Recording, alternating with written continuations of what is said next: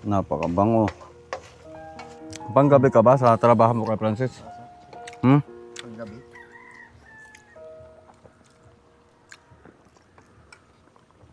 Ay di puyat ka pala. Diyan ka matulog. Puyatan pala. Ilang oras ang duty mo sa gabi? Sumabit sa hanggang alas 3 kami yan. Alas 4 pa nga. Alas 4 pa nga pati. Ng madaling araw. Madaling araw. Nakakuha naman na kayo ng 13-month pay. Nakakuha naman na siya. Ba ayos ano?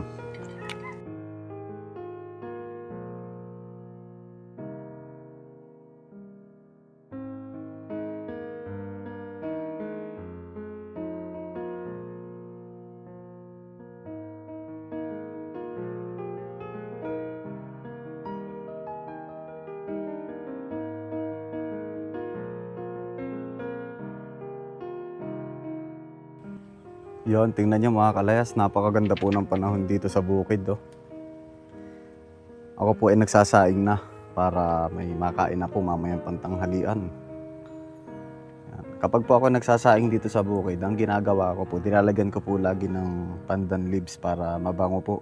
So papatayin ko na lang po ito, okay na po yan. 9 in naman na po yan. Ganda ng paligid oh. Yan, tapos na po pala pati sila magpatanim dito. Yan, parang sila po ay naandun na sa kabilang side. Doon po sa ibaba. Doon na po sila nagtatanim. Punta lang tayo dito sa taas. Ito nyo. Konting tour lang mga kalayas dito. Hindi lang po kita dito yung nagtatanim. Tama ang ulap. Para po sa mga newbie, sa mga bagong pasok po dito sa ating channel. Yan, iniikot ko po kayo dito para makita nyo rin po pag nakapwesto po tayo dito sa taas. So, yun lang naman po yung mga meron po dito sa taas. Meron tayo ditong radyo na sinauna. Ayan, folding bed. Bilang pahingahan lang po. Ayan, so yan, dito. Cha-charge lang po ako dito ng battery ng drone. Tapos may box po tayo dito. Ibang mga gamit sa kusina. Kasi punong-puno na po dun sa kusina natin. So naandito po yung ibang gamit. In case po na may mga dumating na bisita, meron po tayong magagamit. Buksan lang natin to.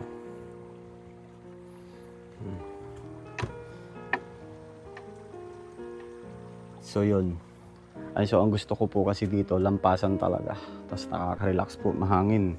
Bali, ang pinakabit ko po dito na bubong, anahaw. Unang-una po, ano pong advantage? Para siya po ay malamig. Kasi kung yero po yung ilalagay, sobrang init. Pangalawa, kapag po nagbablog ako, tas umuulan, hindi po malakas yung patak ng ulan kasi sapaw po yung patak ng ulan kapag yero. At nakaka-relax din po ito. Tsaka mas matibay po ito, sabi nung gumawa, kumpara sa yero kasi ito daw po, lampasan lang yung hangin. Meron po siyang mga butas po sa ganito, so lumalampas lang po sa ganito, sumisinip lang po yung hangin. Ang gusto ko po open, kapag naandito ako, makikita po yung kusina. So yan, ito po yung makikita nyo dito kapag nandito po tayo sa taas. So yun lang naman po yung mga meron po dito sa atin, dito sa kubo. Mga sinaunang gamit, yan, kagaya po nito. Tsinelas na ganito. Tapos meron pa tayo dito, hindi ko pa lang nagagawa. Ito po kung alam niyo po, tirador. Ito po yung pinakang weapon namin nung araw Kapag pumupunta po kami sa kagubatan, naninirador po kami ng mga ibon. So yun naman yung mga dati pa, nung mga kabataan pa. Punta na po ako dun sa baba. Tapos ito pala po. Ayan. Naabutan niyo po ba to sa vlog natin? Ito po yung pinulot lang natin sa basurahan. Puro putik po siya. Tapos nung nilinis ko po yan, ang ganda pa po pala niyan. Pinoy na Pinoy po. Niyog. Tapos puno, kubo. Tao na may balagwit na saging. Ayun, so tara, magluluto ako ng pananghalian dito. Tapos ito po, napakalaki nitong ubi na to. po ay kay Kuya ka best friend. So mamaya, try ko ha. Kung may time pa tayo, gagawa po ako ng ubi halaya. Naglagay po tayo ng ganito para mayroon pong mga nadadapuan yung mga ibon natin na pumapasyal po dito. At meron din po ako dyan patoka. Pinapatoka ko po yung mga yan. Tapos ito, mga native. Tain. Tapos sinaunang blower. Dito mga kalas, nakakatuwa kasi yung mga pumupunta po dito, ito palagi yung kanilang ginagalaw eh. Siguro gaho kapag nagbablog, nakikita nila na pagpunta ko doon, ay ikutin ko to. Tapos yan, meron lang tayo ditong display na ganyan para kahit papano meron tayong native na naka-display po dito. Tapos yan, ito steamer, saka banga. Yung mga bato na yan galing po sa sinaunang bahay ni na Lola. Tapos yan, meron tayo ditong sinaunang palakol. Ito po, DIY na oven lang yan eh. Kapag nagluluto po ako ng cake or basta po yung mga pang-bake, pizza, nakagawa na rin po ako. Ayan, so tinakpan ko lang po itong kanyang exhaust, ano ba tawag dito? Yan, yung labasan ng usok. Tapos yan, sinaunang thermos. Hindi pala to sinauna, para mga year 2000 or 1999 yan, nasa amin na itong thermos na to. Tapos ito bilao. Ayan, so yun lang po. Ito, lalagyan pa po natin yan ng bubong. Hindi pa lang po magawa kasi sobrang busy po talaga natin. Tapos yan, ito. May mga nakasabit-sabit po tayo dito sa lukot. Kung i-detail po natin, ayan, kung mapapansin nyo po, yan, may isang balilo po tayo dito. Hindi lang po natin masyadong na-highlight yung mga yan eh. Kapag nagbablog tayo, kaya this time, ito mag-highlight po tayo. Ito po yung ating mga ingredients po yung padala po sa atin, yung mga imported. Tapos ito na dito po sa baba, itong ating mga asukal, harina, cake flour. Tapos ito po gasera, lampara po, yan ang mga gamit po namin dati. Tapos meron po tayo dito mga stock na ito balimbing. Ito, ang tawag dito. Ito langka. Tapos ito buto po ng kakao. So yun po, yung mga details po ng ating kubo. Magluluto na po ako ng ulam. Kakain na naman tayo ng isang hapit na kain. I-ready ko na po itong kawali para mapatuyo na po natin. Banlawang ko lang po. Patutuyuin ko na po rin. Tuyo na po rin ating kawali. Ayan, so meron po tayo dito ng chicken. Ito mga kalesa ay recipe na napanood ko lang din po sa Facebook. Kasi nung napanood ko, natatakam ako. Lagay lang po tayo ng egg. Isang egg. Haluin lang po natin. Hayaan lang po muna natin ng nakababad ng 10 minutes.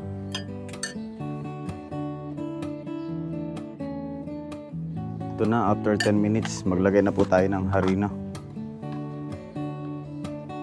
Tansyahin nyo na lang po. Ito ang ilalagay ko lang po ay dalawang 1/3. Since ito pong pantakal natin dito is 1/3. Tapos ito po, cornstarch. Huwag nyo pong kakaramihan ang cornstarch. Halu-haluin lang po natin. Bali ito po yung pinakang ipang-coat po natin dito sa chicken. Okay na po ito, coated na po siya. Prituhin na po natin ito. Maglagay lang po tayo ng mantika dito sa kawali.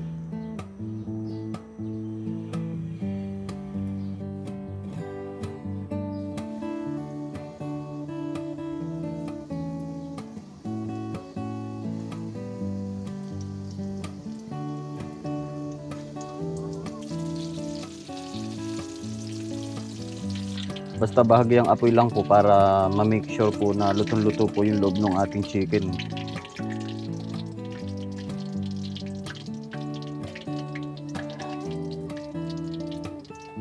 Ayun, habang niluluto po yung ibang manok, maggayat lang po muna tayo na rin bawang.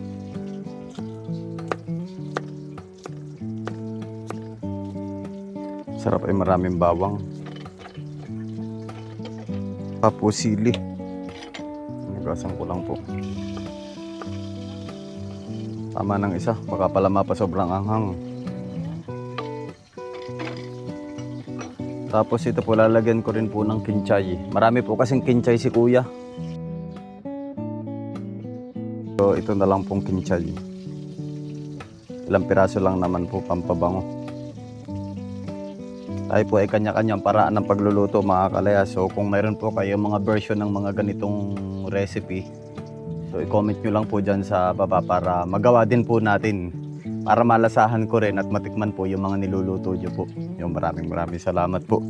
Tapos ito pala, yung pulang itlog, ang kukunin lang po natin yung kulay dilaw. Yung pong pinakang egg yolk nitong salted egg. So ito pong mga excess na ito, yung kulay puti ng itlog. Dadalhin ko na lang po sa bahay. Ilalaho ko po sa pako.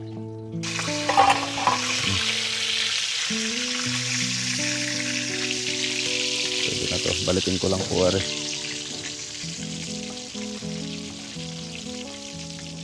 So okay na po itong ating chicken. Magigisa naman po tayo. Lagay lang po tayo ng mantika. Masarap, maraming bawang. Para po lasang-lasa.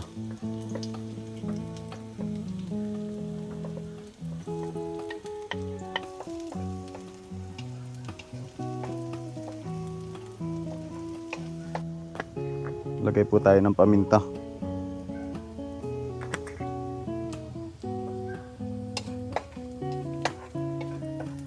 Sunod na po natin itong sili.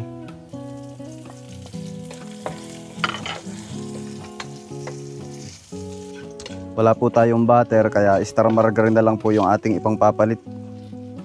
Konti lang po kasi ito, medyo maalat. Tsaka ito pong itlog na pula, medyo maalat din po ng konti. Kaya hindi na po tayo maglalagay ng asin. Yung butter kasi alam ko gawa sa gatas yun eh. Medyo matamis-tamis. Ito namang star margarine, maalat. Sunod na po natin itong all-purpose cream. Mas maganda po sana kung ilalagay natin dito yung Carnation Everyday Creamer. So since wala pong available dun sa tindahan, ito na lang po. Unahin po pala muna natin itong dilaw ng salted egg. Durugin lang po natin.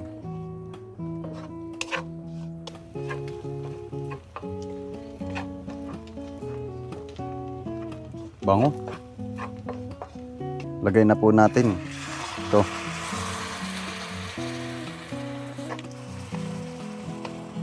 Lagay ko na rin po itong kinchay.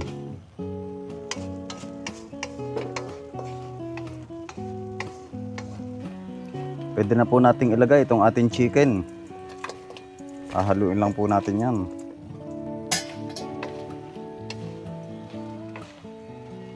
Paniguradong taob na naman na rin ang ating kanin. So ngayon, titikman lang po natin kung pwede na ba ito. Kasi para makapag-adjust pa po tayo, makapaglagay pa tayo ng asin or yung pwedeng pang-balanse po ng lasa. Medyo kulang po siya sa asin. So ang ilalagay ko na lang po, ito pong garlic salt. Itong sea salt.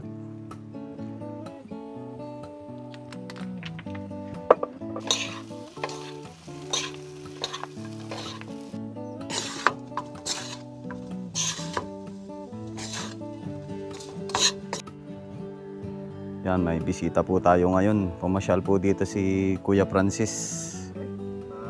Sa akin, mas maganda si Mina kami dito. Sa bagay, kahit ako din naman kapag pagod sa trabaho. Dito rin talaga yung first pick ko eh, pagkatapos ng trabaho. Perfect place. Ayun, so bali ito na yung ating pagkain yan. Nakapagluto na ako ng kanin. Tsaka ito yung ating salted egg chicken.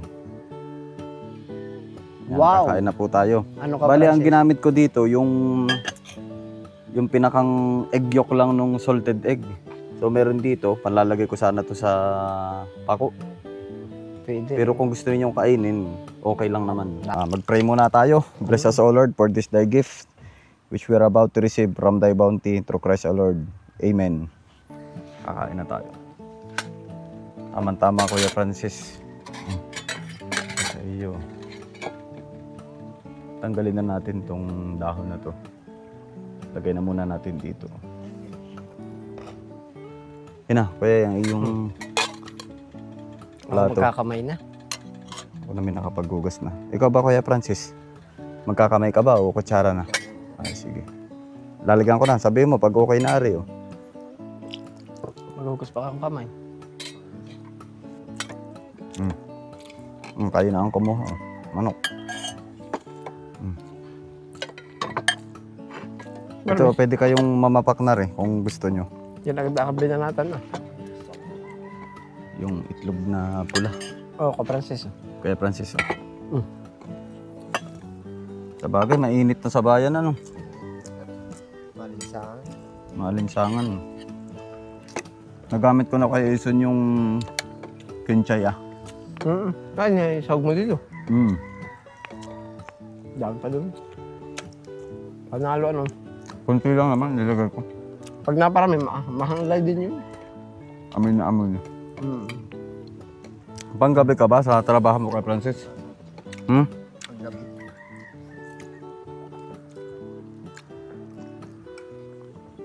Ay di puyat ka pala. Diyan ka matulog. Puyatan pala. Ilang oras ang duty mo sa gabi? Ay, sumabit sa hanggang alas 3 kami ay. Alas 4 pa nga pati. Ng madaling araw. Madaling araw. Nakakuha naman na kayo ng 13-month pay. Nakakuha naman na siya. Ba ayos ano? At least kahit pa paano, mayroon ng pang bispiras ng bagong taon. Uuwi yung mga kapatid mo. Hindi naman makakauwi siya rin. Yung mga trabaho nila. Saka mahal yata ang pamasahe dun. Nagkamahalan niya. Kanin pa, Kuya Francis, oh. Gusto mo. Okay, ano? Kailan na ulit ang pasok ninyo? Sabado na yata. Mamapakan na rin manok, kung gusto mo. Makakapagpapasok ng January to kagad yung mga lasing yung tao nila. Siyempre magse-celebrate ng New Year. Ilang pa ba kayo? Meron pa, Ilang ano ito? Ilang na pula na palagay. 3. Panalo ano? Kumusta naman Kuya Francis? Kumusta naman ang ating ulam? Maigit. Ako yung hindi pa nakakain. Saktong-sakto ang punta mo. Pero may matitira naman ako nagdadala lagi sa bahay. Ito nga, oh. May tira pa. Oh. Pinapasobrahan ko rin lang. Ano bang siling ay yung dry? Dry bang? Dry sili? Hindi ah. Sili talaga. Parang hindi ka ano yung ano. Bili ko yan. Yung masaktong-sakto lang. Oo. Ano? Isa lang ang nilagay ko. Mm. Yan ang ganda ng panahon.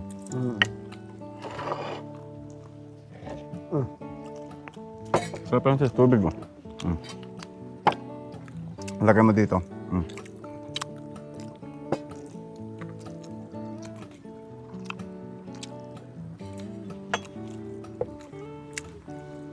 Parang may paskuhan dun sa kabila. Meron. Akala ko kahapon. Gawaan lang kahapon. Preparasyon pa lang. Kaya nga may malaking tarapal.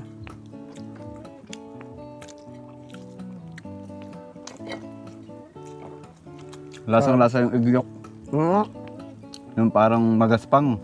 Kaya pala ito, pag inano mo, yung parang manok at bibi. Manok at bibi nga yung itik ano. Paano ba? Chick, I-chick. Duck chicken. Ayun, Lagyan pa daw isa. lalo na kung butter ang napalagay dito. Butter ba? Matamis-tamis. Isa pa. Yung malit-lit lang na hiwa. Yan. Kakain po. Ikaw, Kuya Francis.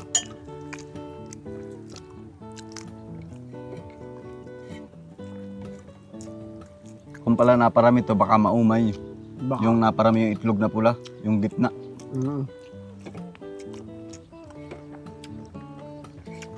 Parang kinain niya yung mantika. Okay. Oh. Maiba kung may bibas ka ba dyan, Kuya Ison? Hindi ko alam Bibiwas kung- tayo din. Baka nun, oh.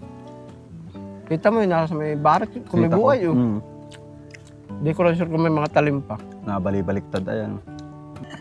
Kahit inihaw, anong quality yan, ano? Oo, masarap yan. Inihaw, perito. Iihawin. Masarap ay inihaw para wala mantika. Hmm? Yung lang. Yung parang... Ang tawag yun, yung tuling.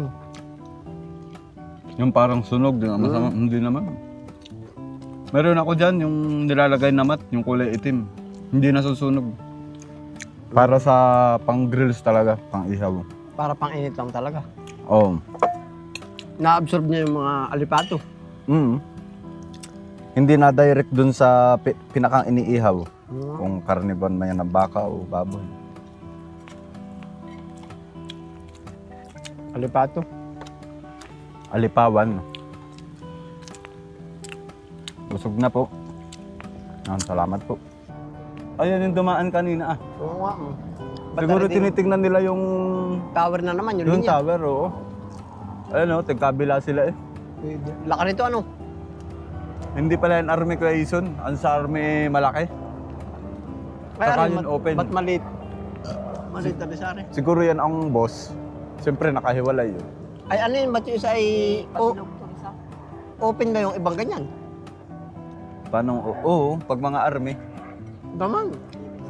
Hindi ka nasisibog ng hangin yan. Ah, hindi. Mayroon din pag medyo hindi wala sa kondisyon. Ay, yung panahon. Hindi naman lilipad, ano? Oo. Hindi lilipad, alam yan. May pang-detect yung mga ganyan.